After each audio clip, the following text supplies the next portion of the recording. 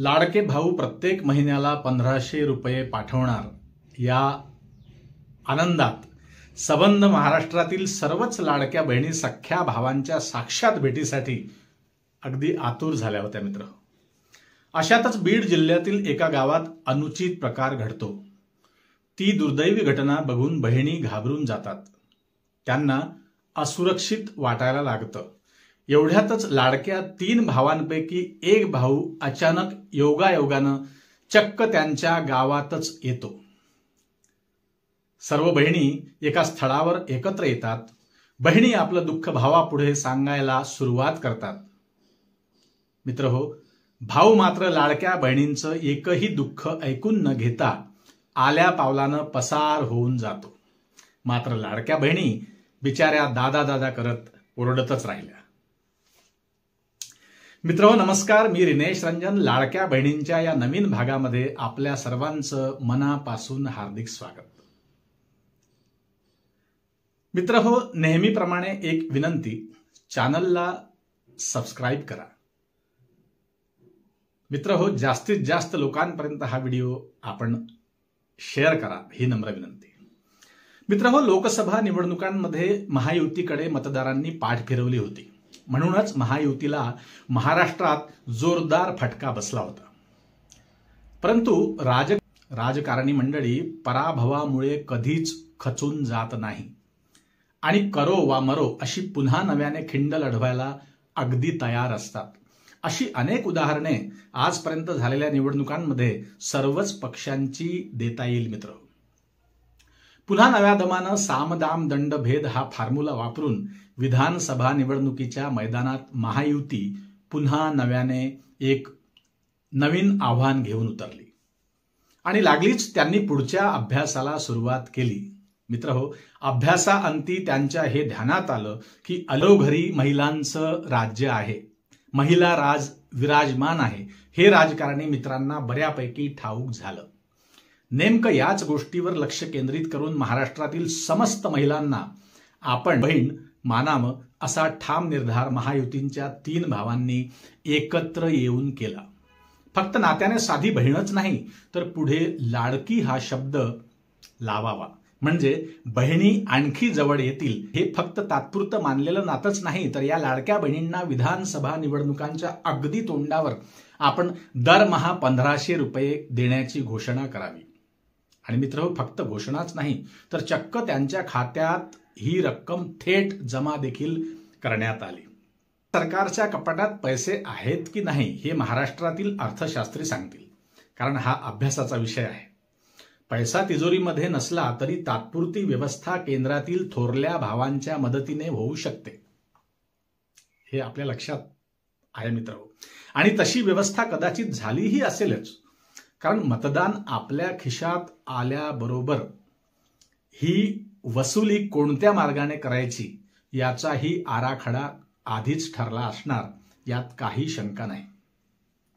असो, परंतु मित्रहो, सर्वच लाडक्या बहिणींना आता वाटू लागलं की आपले 3ही लाडके भाऊ आता आपला साथ कधीच सोडणार नाही।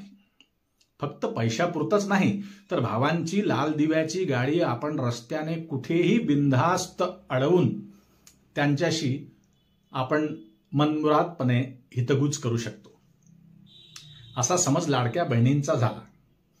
आणि मित्रहो, याच प्रेमापोटी काही लाडक्या बहिणी नवनिर्वाचित उपमुख्यमंत्री अजितदादा पवार यांच्या पुढे काही दिवस अगोदर उभ्या झाल्या होत्या। मित्रहो, नेमकं हे कसं आणि कशासाठी घडलं ते आधी जाणून घेऊया। मित्रहो, काही दिवसांपूर्वी बीड जिल्ह्यातील मस्साजोग या गावी सरपंच संतोष देशमुख यांची निर्घृण हत्या झाली। या व्हायरल बातम्या आपण माध्यमातून बघितल्या असेलच। मित्रहो, या हत्येमागे सत्ता पक्षातील नवनिर्वाचित मंत्री असणाऱ्या एका व्यक्तीच्या अगदी जवळचा व्यक्ती हा या घटनेत मास्टर माइंड आहे, असं या लाडक्या बहिणींचं मत होतं। मित्रहो, या मास्टर माइंडला आजपर्यंत अटक या प्रकरणात का झाली नाही किंवा त्याला अटक केव्हा होणार, हा प्रश्न या लाडक्या बहिणींनी अगदी समोरासमोर आपले लाडके भाऊ अजितदादांना विचारण्याचा प्रयत्न केला.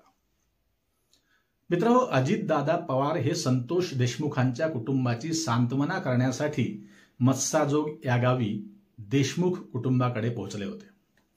मित्रहो, लाडक्या बहिणींची एकही मागणी ऐकून न घेता अजितदादा चक्क आपल्या लाडक्या बहिणींकडे पाठ फिरवून तिथून ते निघून गेले, असं मत मस्साजोग येथील लाडक्या बहिणींचं आहे. मित्रहो, लाडक्या बहिणी आता पुन्हा वडील भावांच्या अशा वागणुकीने पुन्हा पोरक्या झाल्या आहेत असं समजतंय. कारण संतोष देशमुख यांच्या हत्येमागे जे मास्टर माइंड आहेत यांचे निकटवर्तीय सत्ताधारी पक्षात मंत्री आहेत. परंतु मित्रहो, अजितदादा स्वतःच सध्या महायुतीमध्ये अलीकडचे मित्रपक्षीय पाहुणे असल्याने त्यांची खूप काही पकड अनाजी पंतांकडे नसेल. म्हणूनच कदाचित यामुळे अजितदादांनी लाडक्या बहिणींकडे पाठ फिरवली असावी असं मत मस्साजोग येथील सामान्य जनतेचं आहे. मित्रहो, ही नेते मंडळी आपल्या सोयीनुसार रक्ताच्या नात्याशीच तर एकनिष्ठ नसतात. हे काका पुतण्याच्या घट्ट नात्यावरून महाराष्ट्राला समजलं आहे. मित्रहो, राजकारणात अशी असंख्य उदाहरणे या आधीही अनेकदा अनेक कुटुंबांमध्ये घडली आहेत. परंतु या घटनेमुळे बहिणी पुरत्या घाबरल्या आहेत. लाडक्या बहिणींवरच्या प्रेमाची एक्सपायरी डेट नेमकी कोणती? मित्रहो, या प्रश्नाने महाराष्ट्रातील समस्त लाडक्या बहिणी आपल्या भावांबद्दल निवडणूक संपल्या कुजबूज करताना दिसत आहेत. मित्रहो, अशा अनेक योजना येतील, त्याचा लाभही मिळेल, परंतु परतफेड ही व्याजासहित अनेकदा महागाईच्या रूपाने मतदारांना करावी लागली अशी कित्येक उदाहरणे आहेत. मित्रहो, जनतेला केव्हा काय द्यायचं आणि केव्हा कोणत्या पद्धतीने वसूल करायचं याचे संपूर्ण नियोजन या मंडळीकडे नेहमीच असते मित्रहो, आणि हे समजदार मतदारांना ठाऊक असते. परंतु या योजनांचा लाभ कोण टाळणार? तर कुणीच टाळत नाही. कारण आपलं भवितव्यच या राजकारण्यांनी कायमचं कपाट बंद करून ठेवलं आहे मित्रहो, हे लक्षात घ्या.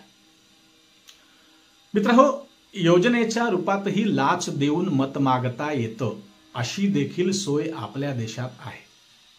हे राजकारणी मंडळींचं भाग्य आणि मतदारांचं दुर्भाग्य हेच या ठिकाणी मित्रहो म्हणावं लागेल. निवडणुकीच्या नंतर पुन्हा काल परवापासून लाडक्या बहिणींच्या खात्यात पुन्हा नवा हप्ता महायुती सरकारने जमा केला आहे आणि पुन्हा लाडक्या बहिणींसाठी हे तीनही भाऊ परत लाडके झाले आहेत. मतदारांच्या वरील खिशात येणाऱ्या पैशाचा आनंद हा खालच्या खिशातून छुप्या पद्धतीने जाणाऱ्या पैशाच्या दुःखापेक्षा अधिक दिसतो. सध्या तरी लाडकी बहीण आणि तिच्या सासरची मंडळी मित्रहो जाम खुश आहे. लाडक्या बहिणी या आणखी किती काळ लाडक्या राहणार हे त्या लाडक्या तीन भावांनाच ठाऊक असेल, हे निश्चित.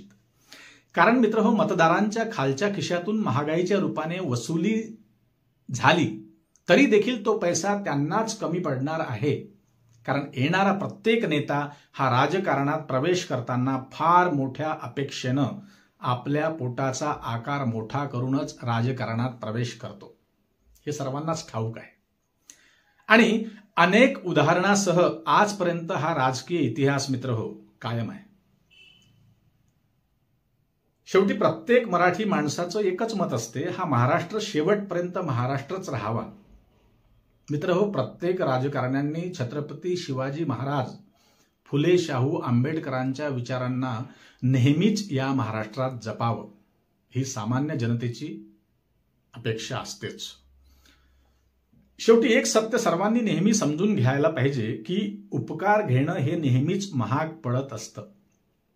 आपले स्वतंत्र विचार सरकारला केवळ 1500 रुपयात विकण्याची परंपरा ही पुढेही सुरूच राहणार का? मित्रहो, हा प्रश्न सध्या तरी अनुत्तरित आहे. कारण थोडंसं खिशात टाकून अधिक जास्त वसूल करण्यासाठीचे हे राजकीय प्रयत्न सरसकट सर्वांवरच केले जातात.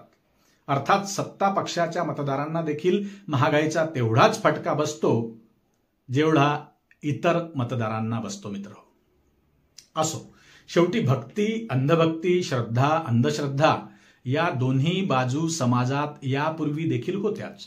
परंतु आपण सर्व या गुगल युगात पोहोचल्यावर देखील हे चित्र जसेच्या तसेच राहावे हा अगदी चिंतनाचा विषय आहे. मित्र, अलीकडे जाहिरातीच्या माध्यमातून स्लोगनमधील जोडलेल्या अनेक वाक्यांचा यमक हा थेट सरकार आणि मतदारांच्या कौटुंबिक नात्यासारखा वाटतो. मित्रहो, मग जोडलेले नाते हे वेळ काढण्यापुरते नकली जरी असले तरी मतदारांना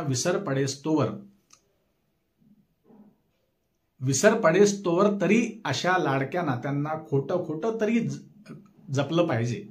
म्हणजे पुढच्या निवडणुकीसाठी हे नाते लाडक्या भाऊरायांसाठी मित्रहो धावून येईल.